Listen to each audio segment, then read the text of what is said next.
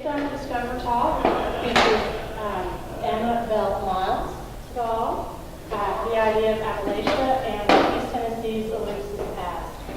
Steve Cox, which is over here to the side. Steve is the head of Special Collections and archivist at the University of Tennessee at Chattanooga. He's been there since 2001. He has received his master's in library and information science from the University of Kentucky in 1998 and received his undergraduate degree in music education from the University of Arkansas. Mr. Cox oversees over 100 manuscript collections, including 2 that have material dealing with Emma Bell Miles, the topic of our talk today. Also, in the back, wave your hand. This right here, this is Mark Baker. Shortly after completing his PhD in history at the University of New Mexico, he returned to his native East Tennessee. Since then, he has taught history at Webb School of Knoxville. He is the author of 4 books and numerous published essays. In this presentation today, Baker will draw from his most recent publication, Appalachians All, East Tennesseans and the Elusive History of the American Region. This book is usually available for $26, but our gift shop today is going to be selling them at $20. So if you would like one, you can thumb through them yourself right over here. So at this point, would you please help me welcome Steve? Thank you. Thank you very much. Thank you, and good afternoon. I guess it's after, yeah, we're just basically barely into the afternoon. I'll stand up here a little bit closer so you can hear me. The microphone is for the video and not for amplification, so I'll just try to amplify my voice the natural way. But I'm happy to be here in Knoxville today to talk a little bit about Emma Bell Miles, somebody I've been spending about the last 4 or 5 years doing a lot of research on. In the special collections at UTC or UT Chattanooga, we have 2 collections that deal with Emma Bell Miles. And one of them is the collection that her daughter, who died in 2000, had donated to the university just a few days before she passed away. It included in those papers of Jean Miles Catino was her name, are a lot of material of her mother's, including her diaries or journals that she kept for 8 years, and we hope to get those published fairly soon. Emma Bell Miles is a little bit hard to define and describe. She was an artist, she was a writer, a poet, a naturalist, a mother, a wife, and a daughter. She had a tragic life, died at the age of 39 from tuberculosis.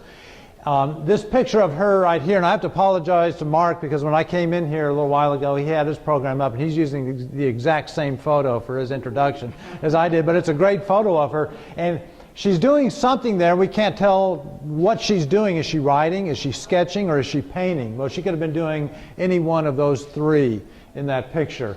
This picture was taken in 1912 when she was visiting friends at St. Elmo at the foot of Lookout Mountain in one of the suburbs of Chattanooga. So I'll just go ahead and give you a little bit of information about the life of Emma Bell Miles, who she was, and focus this towards the artwork that she produced. She was a formally trained artist. She had spent at least 1 year, maybe 2, at the St. Louis School of Art around 1898. And after we go over some of the biographical information, I'll show some examples of her artwork. Her artwork is probably the least documented and explored of her creative output. She published books. She published short stories in national magazines, countless poems. She had a brief column in the Chattanooga News around 1914. But her artwork is something that has really not been explored, and one of the reasons for that is that was her main source of income from about 1905 till her death in 1919. She was cranking out artwork as fast as she could sell it, so there's no listing of what all she produced, and they've been scattered to the 4 winds. About 6 years ago, I got a call from somebody in Wisconsin who had one of her large watercolors, and he just decided to find out a little bit about her, got on the internet, which led him to our website. We had information about her. And I asked him, where did you get that painting? And he couldn't even remember, but he said he thought Texas.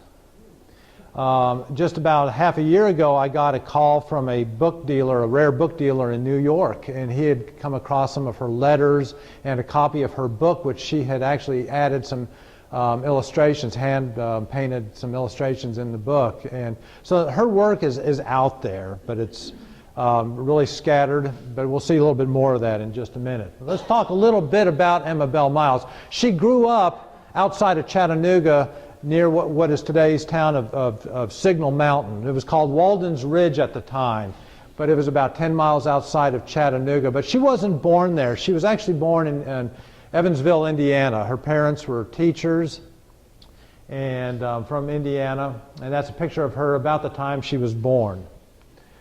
There's another picture of her about 8 years, and this is about the time that her parents, she was an only child, although she had been born with a twin brother who did not survive. I believe there was another sibling born a few years later that didn't survive. Around 1990, her parents moved further south for a better climate. She was kind of a sickly child, and they settled outside of Chattanooga first for a year, and then the following year went up onto Walden's Ridge where her parents taught in a little schoolhouse up there for the mountain children. This is about the time she went to the St. Louis School of Art. And the story behind that is that she just developed, she was kind of home taught. Her parents were teachers. She probably went to the school, but I think she got a lot of her learning at home from her parents. But there was an artist named Zerelda Raines in Chattanooga who would later teach at the St. Louis School of Art and at a art institute in New York City. I don't know which one, but she supposedly walked one day down Signal Mountain into Chattanooga, knocked on this artist's door and said, "I want to take lessons from you." And she did, and then this Zerelda Raines helped arrange for Emma Bell Miles to study art for a year at the St. Louis School of Art. She was said to be going on to studying in Europe after that, but unfortunately he got in the way. Frank Miles, he was a young man that lived on Walden's Ridge, one of the descendant of one of the original settlers of that area, and they fell in love. He was a couple of years older than her. He was I don't want to call him a mountaineer, but he was a product of the mountain culture up there. He was not completely uneducated. He was literate. He could read or write, but he was an unskilled laborer. Her parents objected to the marriage, but nevertheless, probably because her mother died unexpectedly in 1901. They married shortly after that. That kind of set the stage for what would be the tragic story of her life. In a way, it's kind of a love story of some sort, but there were hard times because being an unskilled laborer in an area where jobs were scarce, living was tough. They lived literally hand to mouth. She was able in 1905 to publish a book. She wrote a book called The Spirit of the Mountains, and this is published by a New York publisher. And it's it's not a novel, but it's more of a study of the southern Appalachian region, and one of the first books to deal with that. So she can sort of lay claim to being one of the earliest naturalists of the southern Appalachian region. The University of Tennessee Press published a facsimile edition of that in 1975. It wasn't very well read at the time. I believe only 500 copies of that were printed, but there are some out there, the original first editions. And when I said this a few minutes ago about a book dealer calling me from New York State saying he had a copy of that, the copy he had was one of the few that she'd actually, on commission, had drawn little images for whoever owned it in the margins and things like that, or watercolor, painted watercolors in them. She illustrated the book herself, and this is a watercolor she did of the typical mountaineer of that region. But if you look back at her husband there, it's pretty obvious, and if you see other pictures of him, that he was the model for this image of the typical mountaineer for The Spirit of the Mountains. And that is, again, her artwork there. One way she made money to help support the family, and before they knew it, they had 5 children, is selling her artwork. And she sold large paintings, and she also sold just small postcard hand-painted postcards, and this was more of a bookmark type thing. This is really tiny. This is about a bookmark sized watercolor that she did of Lookout Mountain. She signed most of her artwork E.B. Miles, as she also did her book there. Was it E.B. because she didn't want her female name there? I'm not sure. It makes you wonder. I would imagine so, because it's 1905 when authors did that a lot of the time. These are two more of the small watercolors or drawings that she did. Again, these are postcard size. You can't read it. These are both marked. Here you can write Walden's Ridge up there. There's some place it's a little bit too dark to see, but the waterfall on Walden's Ridge, and then either a pen and ink or pencil drawing of a cabin. So you can tell she was pretty talented as an artist. She would sell these, I believe, for about 25 cents. And there's no telling how many are out there. Another small watercolor that she did of a log cabin. Yes, these ones we have. When we do not have any large paintings, I wish we did, but they surface from time to time, and people don't know what they have, so they sometimes go rather inexpensively. We're keeping our eyes open for them. This is a painting she did, and this is a fragile print, because you can even see, this is not the original, but it's a print. You can see it's cracking, of her 4 children. She had a 5th son after she painted this. Her 2 oldest daughters there at the top, Jean and Judith, or Judith and Jean, I can't tell them apart, were twins, born about a year and a half after she and Frank were married. She had a son, Joe, a daughter named Catherine. They called her Kitty. And then after that, they had a son they named Myrick, M-I-R-I-C-K. That was Emma's mother's maiden name. And they called him Mark, and unfortunately Mark passed away in 1913. He wasn't quite 4 years old from scarlet fever. And that is one of the tragedies of her life. In her journals, she must have found it cathartic to write about his death, because the week leading up to his death, they were so poor they just couldn't afford to bring a doctor in. And so a neighbor or a friend had called a doctor just literally the day before he died, and it was too late. The day he died, she filled 3 pages in the journal describing his last minutes of the ordeal. And then the next few days about they not only had to bury him, they had to move out of their cabin and get it disinfected, and it was just a really hard life. That was early 1913. She never really recovered from that.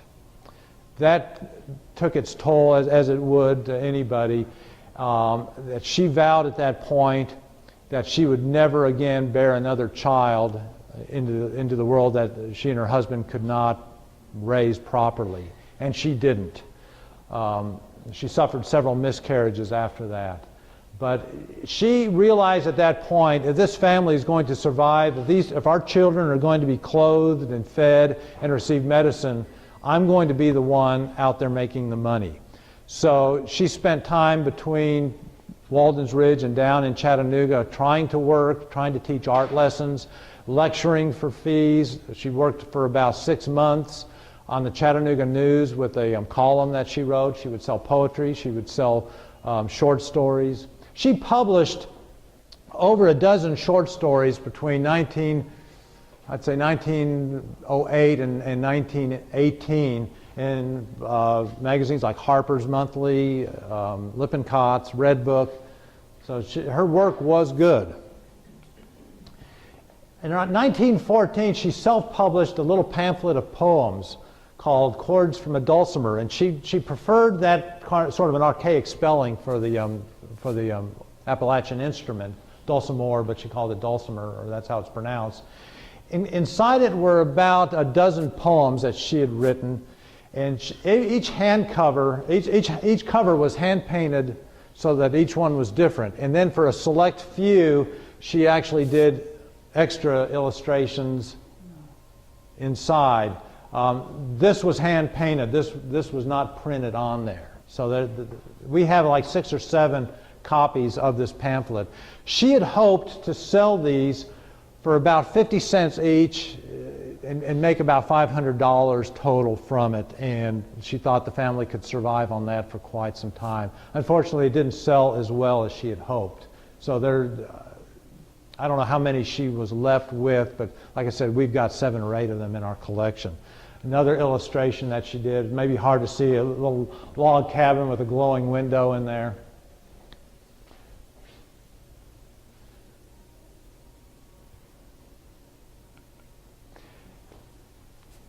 This is one of her large watercolors, and I apologize, it's not a very good photograph. And for some reason, all the photographs we have of her full-size paintings have not turned out well, or somebody else took them and did it at an angle not to get a flash off the glass on the front.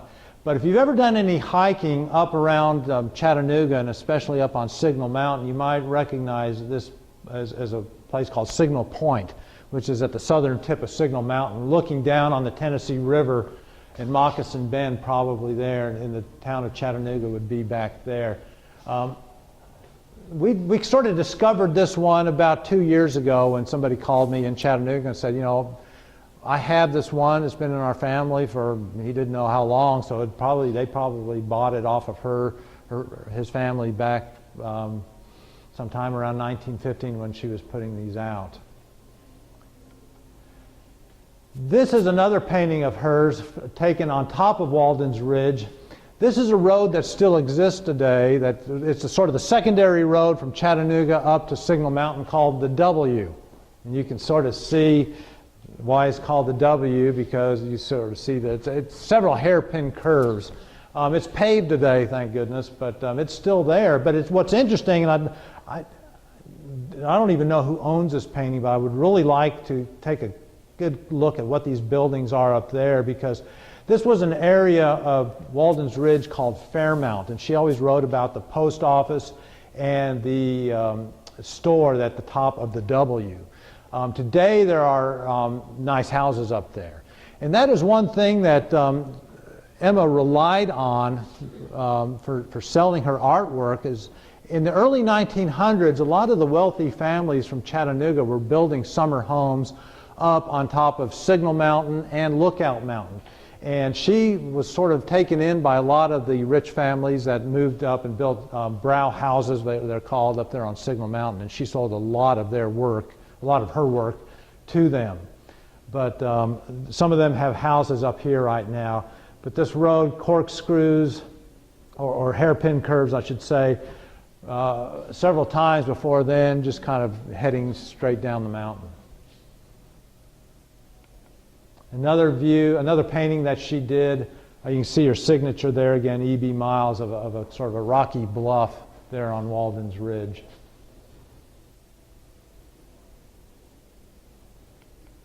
This is a floral painting that she did, a watercolor. She actually dated this one April 27th, 1911, I think it might say, 1912, and that's not... again, this was a photograph somebody had sent me. I enlarged it as much as I could, but any more than that, it gets a little blurry. I guess the resolution on that photograph wasn't very high, but some jonquils or daffodils there. The last couple of years of her life, she developed tuberculosis and spent time in the Pine Breeze Tuberculosis Sanitarium, which had just opened up in Chattanooga. But while she was there, she was working on a book of Tennessee birds called Our Southern Birds. And she had found or had been approached by a publisher in Chicago to write the book and to illustrate it. So these illustrations are ones that she did for this book, which was published about a month before she died in 1919. So I just wanted to show you some of the birds that she illustrated: the white-throated sparrow, the goldfinch.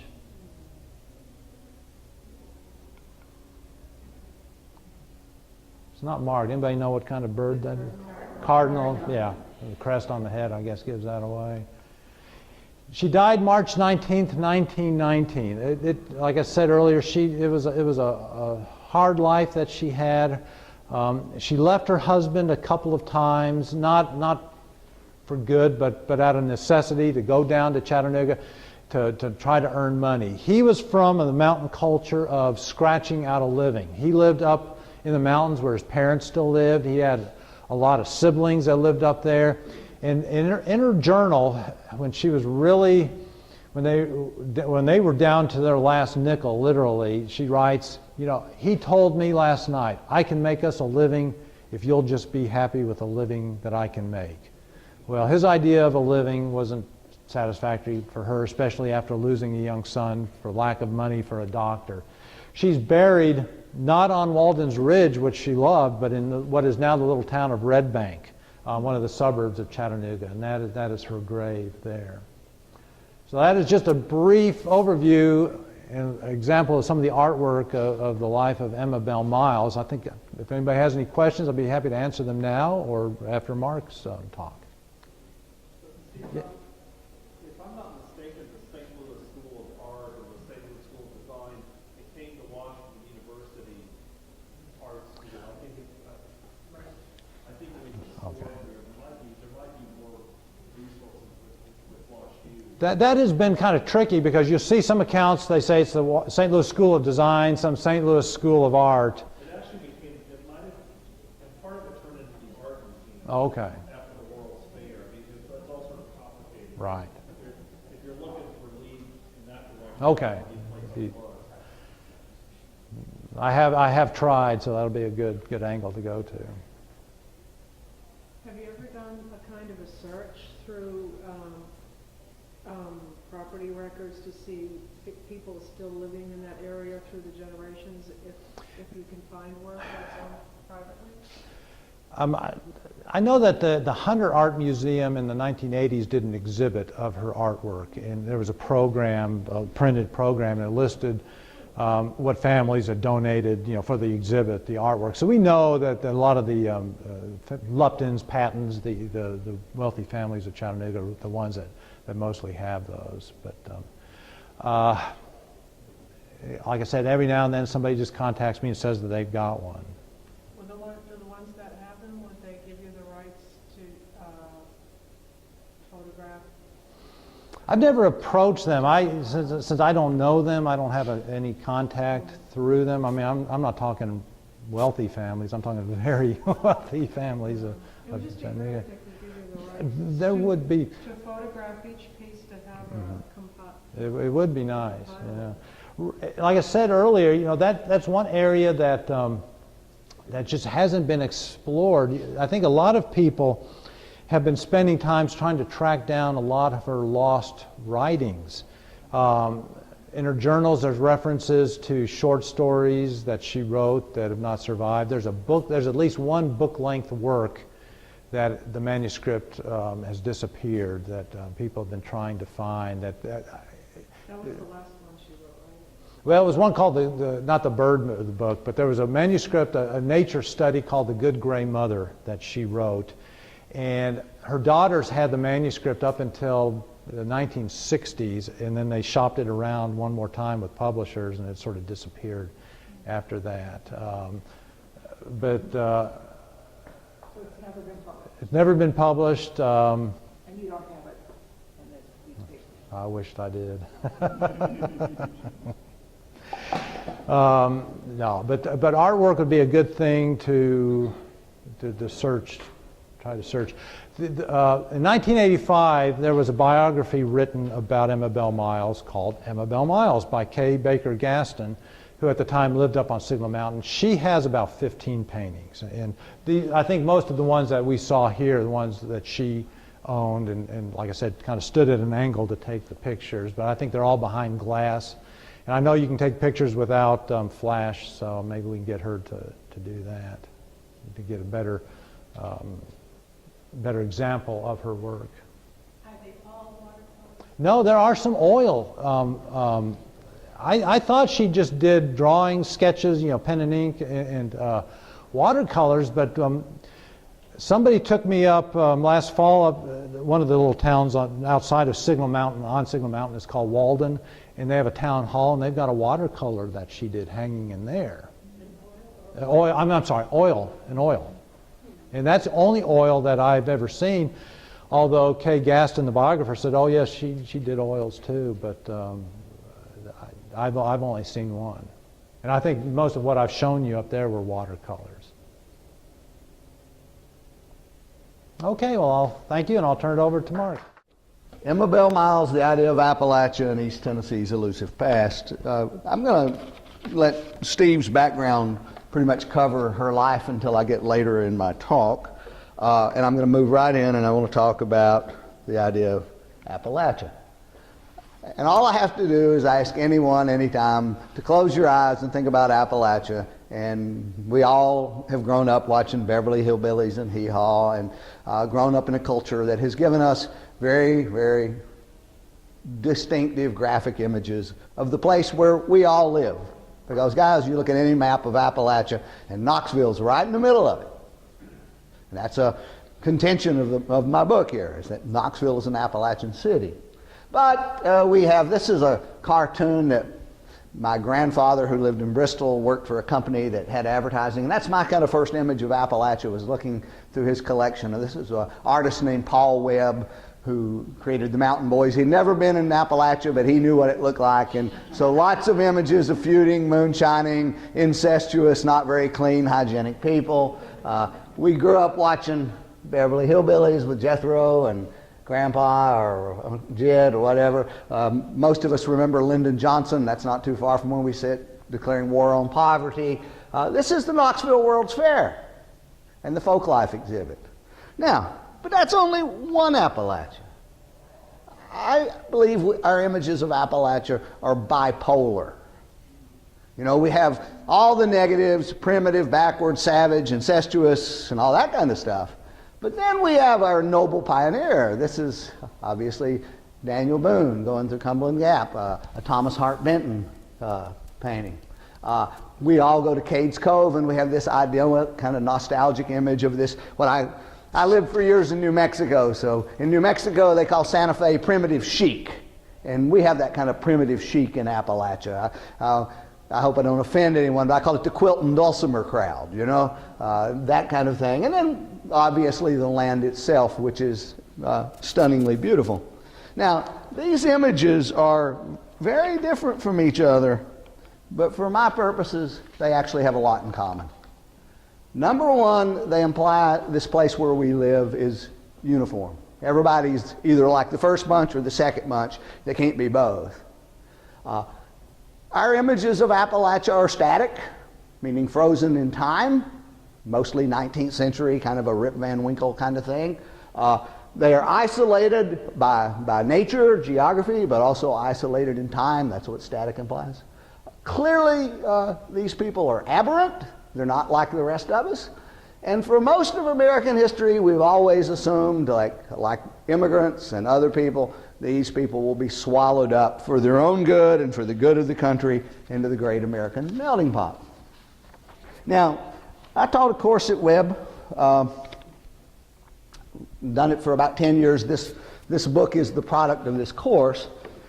And most of my kids are seniors, and I've taught them as juniors in the U.S. history class. And so we get to talking about the whole idea of stereotypes and generalizations. And first of all, guys, we can't live without generalizations. That's the way we compartmentalize and make sense out of knowledge.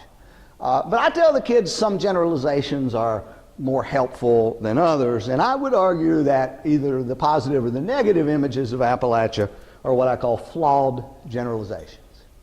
First of all, like all credible assumptions, they're based on some seed of truth. Otherwise, we wouldn't buy into it. But I kind of think of old Paul Harvey, the radio guy. There's the rest of the story that gets left out. Either just that we leave it out, or we tell other things to add to the story that distort that seed of truth. And to me, flawed generalizations, and Appalachians are only one of many groups, ethnic, gender, etc., that are the subject of this. The consequences can be and often have been very harmful.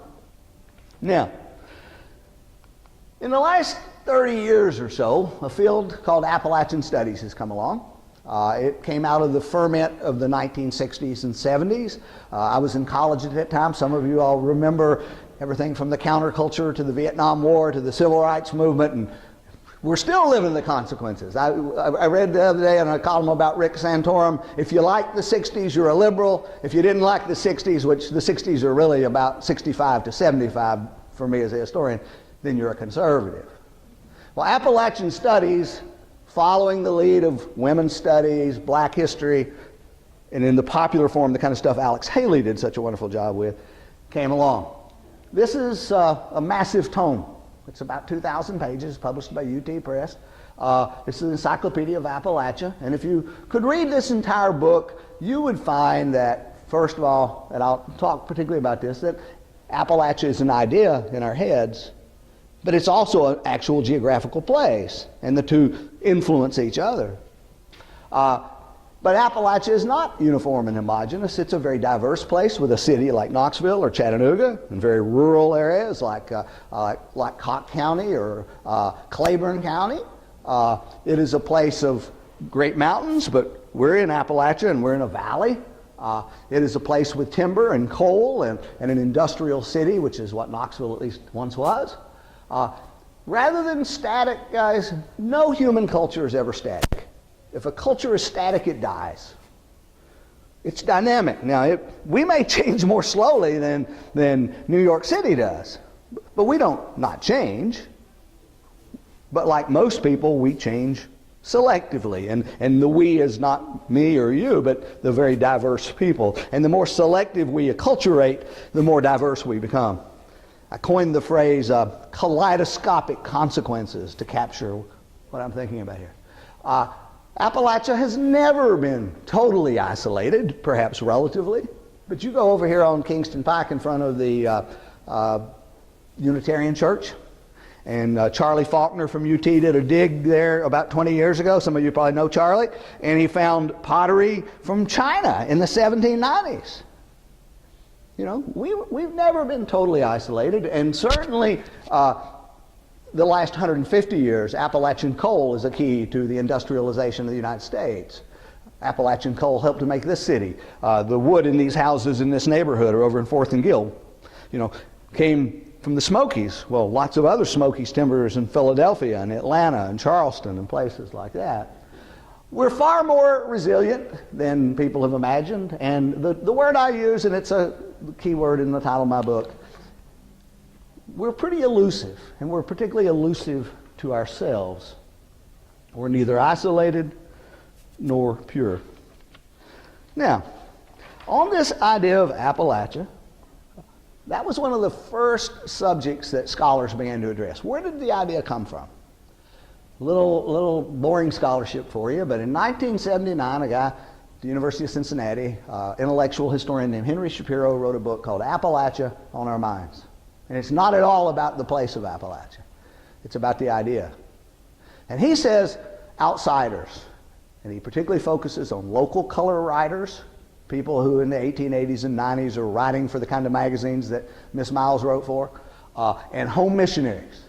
I'm a graduate of Warren Wilson College in Asheville, North Carolina. That was a home mission school of the Northern Presbyterian Church. And these people had to convince people, oh, we got to help out these poor hillbillies, and we need to give money to help the hillbillies more than we need to help maybe the Hispanics. I used to teach at a Presbyterian school in New Mexico that served the same purpose. Or more than we need to help the poor people in China. So they create these images to convince people to put money in the collection plate or to convince people to buy their books.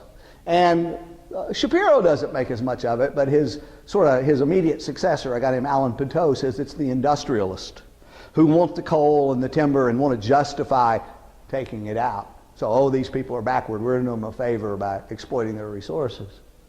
And so that is still, I think, the prevailing word is that Appalachia was invented, the idea, and it was outsiders.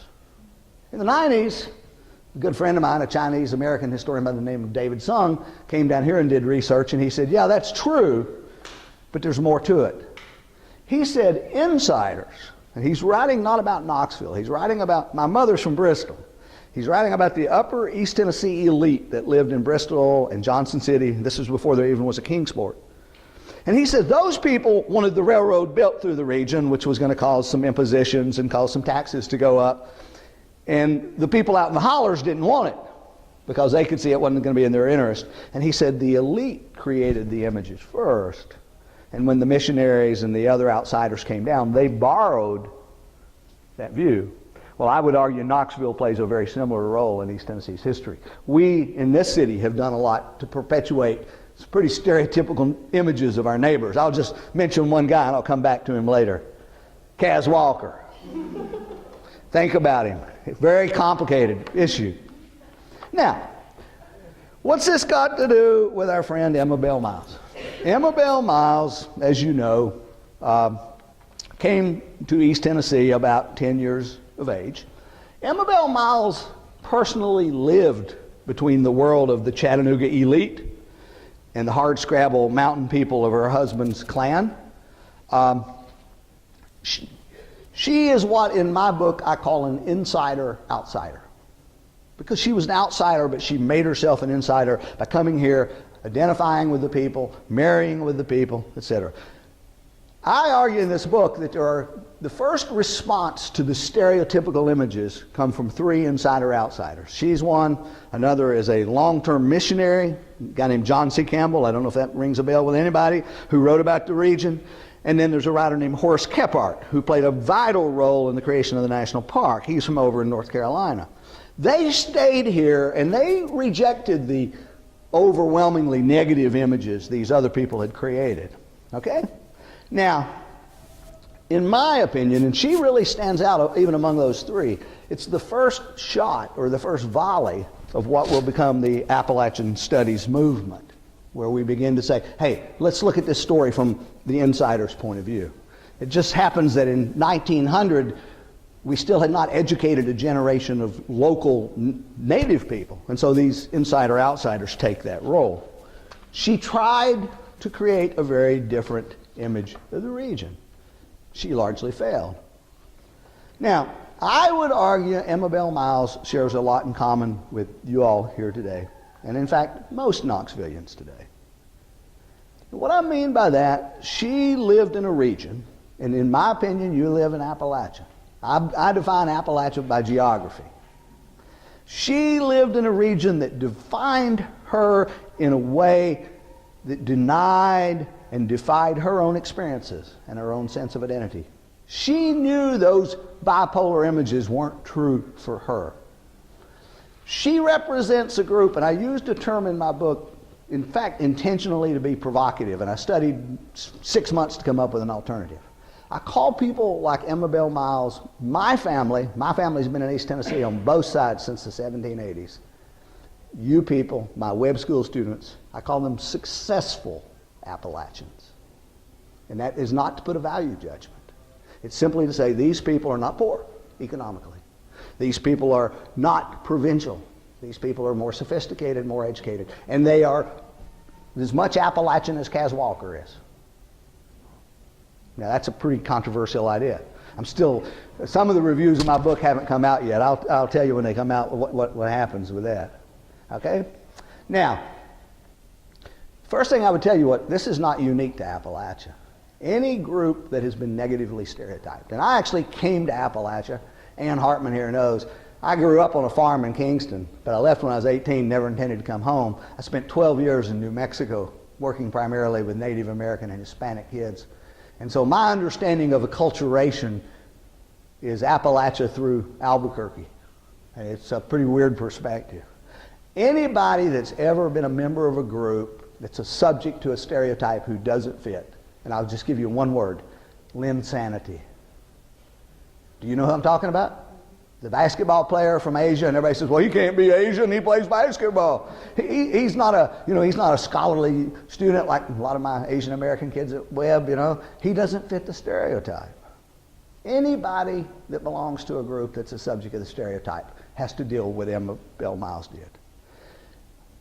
Unlike most of us successful Appalachians, then and ever since, however, she wouldn't play the game. Instead, in this little book that Steve talked about, and I'm going to read some quotes from it, she challenged those stereotypes. But she didn't challenge them by saying, well, we're just the opposite of what you say we are. In other words, she didn't go from the bipolar stereotype of the noble Appalachian or the ignoble Appalachian to the noble Appalachian, because she knew better. She replaced those bipolar stereotypes with what I would call informed, nuanced accounts that acknowledged flaws in the regional culture, but said, but we're not all of anything, and we're always changing, and we're complex, and we're contradictory, which is about all of us, any of us ever have a right to anybody to expect about ourselves, that we're pretty complicated and full of contradictions. At the same time, she provocatively challenged the notions about the mainstream norm. Because Appalachia, the stereotype, was based on the mainstream norm, which was seen as superior.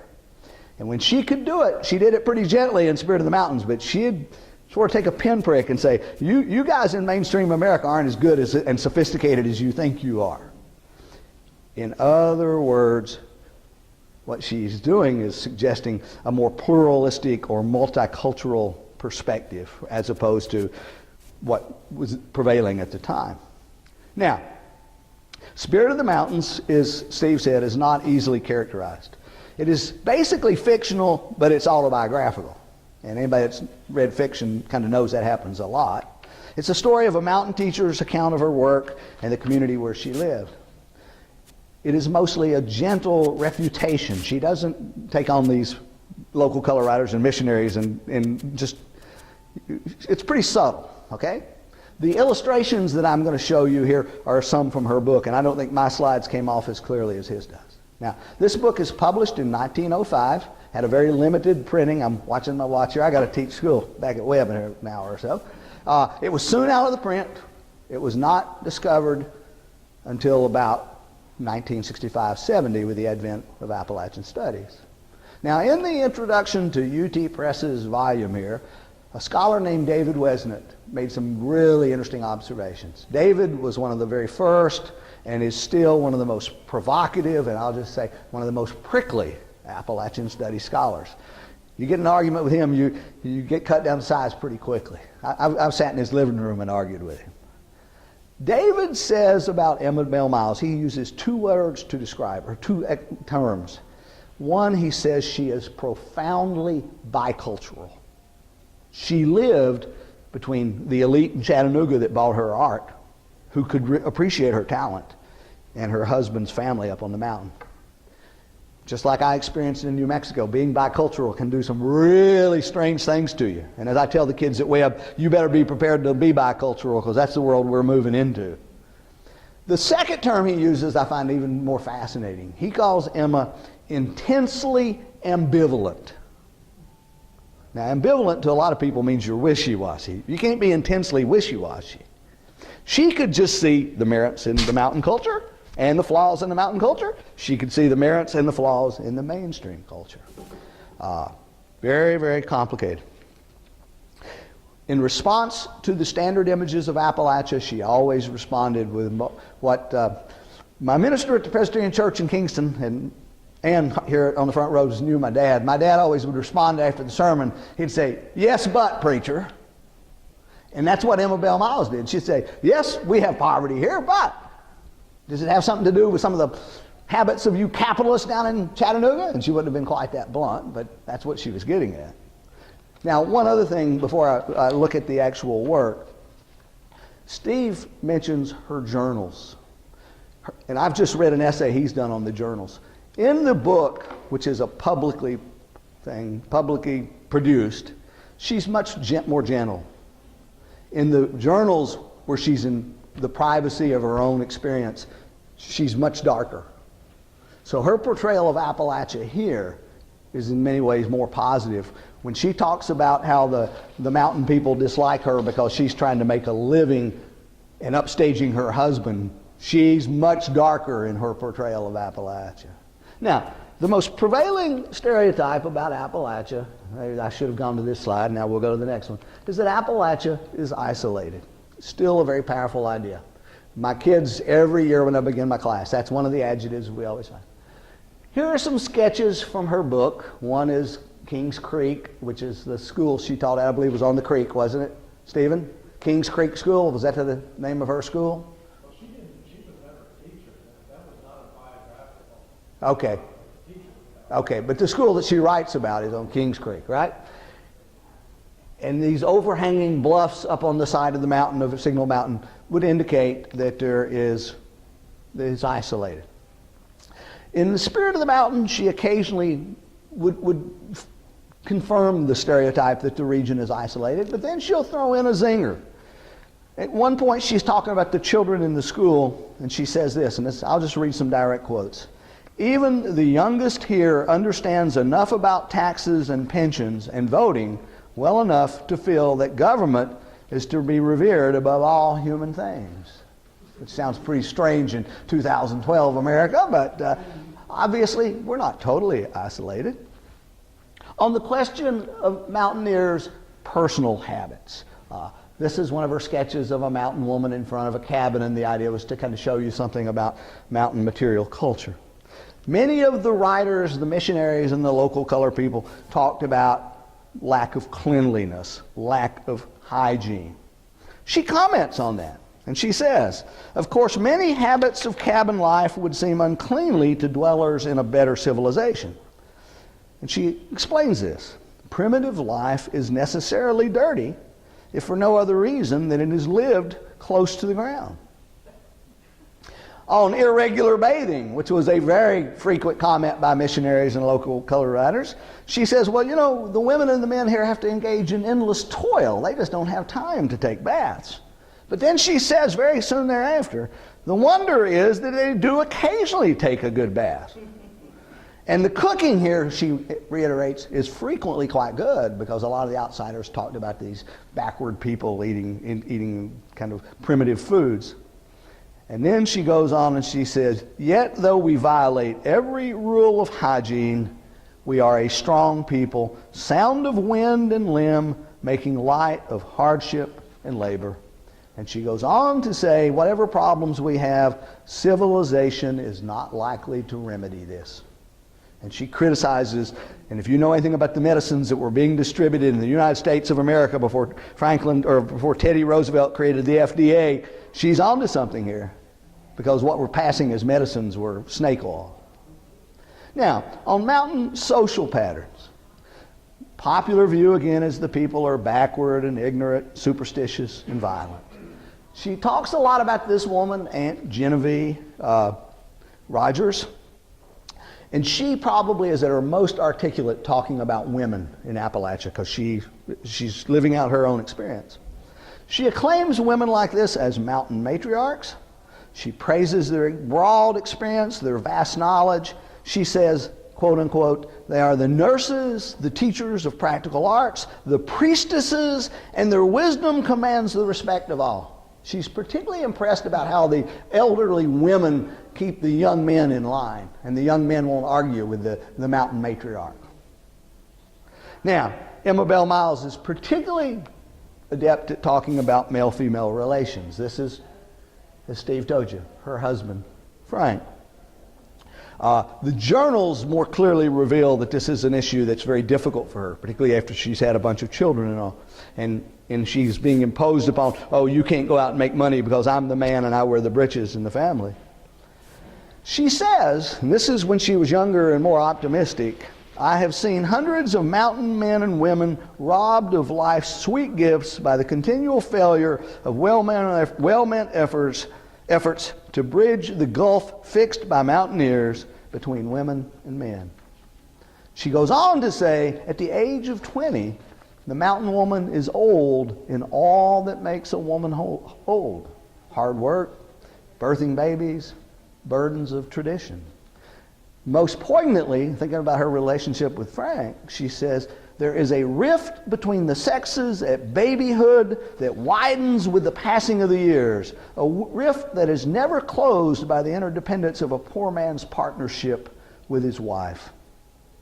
A woman's position, she says, means sacrifice, sacrifice, and ever sacrifice for her man first and then for her sons. Now, another popular topic is religion, and particularly the missionaries portrayed the mountain Baptist and holiness ministers in very negative terms. I don't think Emma was particularly religious herself. Steve, you may know more about that. But she's very ambivalent about this. About religion, she says, in some respects, the scriptures influence the mountaineers' everyday behavior to a painful degree. On other matters of some importance, the Bible's canons do not seem to bear any influence at all. She points out, for example, that a man sometimes is shocked at hearing swearing or Sabbath breaking, but that same man would, she says, have little qualm of killing someone who robbed or insulted his kin. On mountaineers